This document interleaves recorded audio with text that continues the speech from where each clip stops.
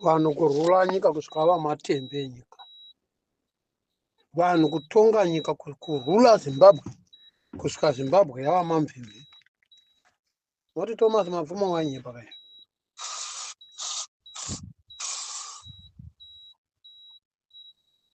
Thomas Mapfumo wanyimba. Nyika yenyu yamachembe asi yava mamvemve. Vana vasikana, vana vechikoro vari kuenda kumukwara wehanga weGod. Ndoboona munhu mukuru achibuda kushamarira kutaura zvinhu zvisinganzwisiki, zvinhu zvisina direction, zvisina even development kuvana veZimbabwe. ZANU-PF is nothing to do with Zimbabwean people. Zimbabwean people, they are deserve to have a good leadership and good political party can rule Zimbabwe, and they can put Zimbabwe and citizens in Zimbabwe on front. Now these motherfuckers, munoona kuti chakangwarira ZANU-PF chayakastada kutanga kubata churches chiefs subooks councillors nechi. Councillor wacho umwe unenge achibatwa unofamba shoka bhutsu yakarereka, bhurugwa hana, hembe hana. Ukaona usina zvokunze kokuzoti zvomukati, unonatsa kuona kuti munhu uyu nyika yakanaka, munhu waisimba uyu, ende ganda iri raiva yellow bones iri, asi kuti inotova black bones nenyaya yenhamo, kusara mabhonzo nenyaya yenhamo.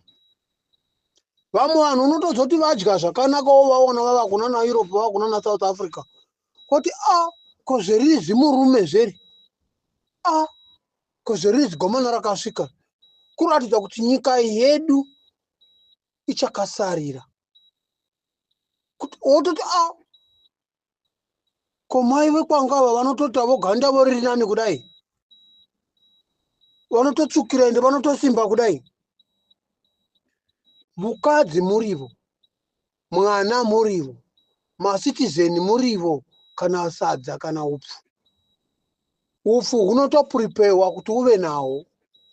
Unogona kundoshanda kana kundorima kumunda, kundopurepeya ground, then wotenga mbeu, mvura yorima yonaya, worima nemombe, kana kuti woita bwechibenzi bwavo makomba ibwobo, then wosakura, wasakura zvinokura, mvura ichinaya, then wokohwa, wopurepeya, wochokonyora, wachokonyora woisa musaga woenda kuchigaya. Dzimwe nyika hadzitorina zvigaya, hazvizivi chinonzi grinding mill. Grinding mill is an industrial, a factory. People there can work to create a job. Thousands and thousands of people, they are working there by the mill, by the grinding mill industry there. Vamwe havatozvizi chinonzi kuisa mugomo pakati pomusoro apa kune dzimwe nyika. Idzidzi nyika dzinotonga namadictatorship idzi, munodzidziswa kusenga mugomo nokubereka vana kumusana kuita samashoko. Vamwe vanhu havatozivi kuti mwana unoiswa kumusana, anoiswa mupurema. Ivo voga ndo vanozviti vakangwara, vanovata pakanaka. Imi munoradzikwa pa4x4 pashort relay, kuchikona parupasa 4x4, 100 meters 100 meters 100 meters rupasa. On top of that, you wake up early in the morning, you say, pamberi neZANU-PF, tarira mbabvu dzako, tarira divi rako rakadhinda shanga nenhokwe, udyu dzakasviba kuti bu, kuita sedzakambobvurirwa, kuita senzungu dzakabvurwa nomoto. Makambobvura nzungu dzisingatsvi mukati, dzinongotsva mateme chete, kunhuhwira chete bwazvo bwokuti undowana kundoteya mari vembeva. Kune dzimwe nyika mbeva makozho, vanomati mashindimba.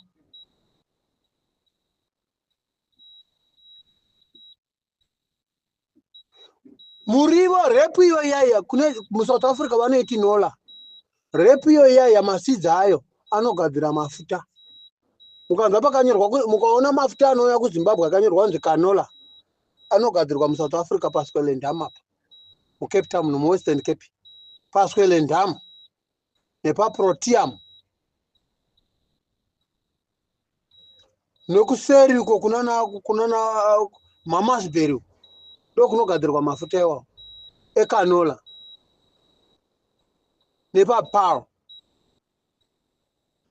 Imimi motherfucker munotora muchitorera kutora munhu kutora masidzi tsimba yemasidzi tsimba kwanzi ndai mundori magarden komberedzai mune nzara munoenda kundokoeswa mashazhu emunzwa. Kune dzimwe nyika kunoitwa mairrigation system maplot ndai paSouth Africa paPhilippi muno muSouth Africa paPhilippi vanotokuudzai kuti kuPhilippi kuna matsotsi ariko but kune mairrigation system kunorimwa yese carrots, cabbage, everything, cornflower, broccoli, everything, beans. It's a plot. Otkwandi munhu akarima 5 hectares dzewheat gore nevarumende akarima chaizvo ukaita chikomba chimwe cheitwa chifish pond kwanzi fish tangu Mr Fish, ukaitwa orange mitatu Mr Maorange. Ndai muSouth Africa kuna mahectares namahectares anorimwa maoiri maorange anorimwa maapples. Munhu akati ana apple rimwe mumuti, but this is my apples, I cut it here, look at here, look at here. How fuck are you? Now that only one tree for the apple, you can supply 16 millions of Zimbabwean people to eat the apple. Those ones, they are eating apples. In South Africa here, the prisoner, you get a drink, you get a bread, you get meat, you get a better uniform for the prison. And they are getting for the apples, bananas, everything for the day of the Christmas. Several times were arrested.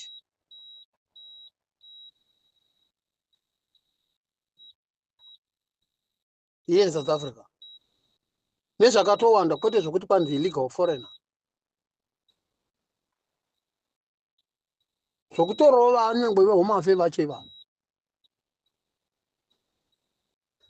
Then unondiudza kuti imimi munondiudza kuti president anoti zvese ndezvake. Zvakabvepi nazvo? Vamwe venyu vaimboti it's my Zimbabwe, it's my people. Who is your people? Who is your Zimbabwe? You are start to get crazy, ne? State.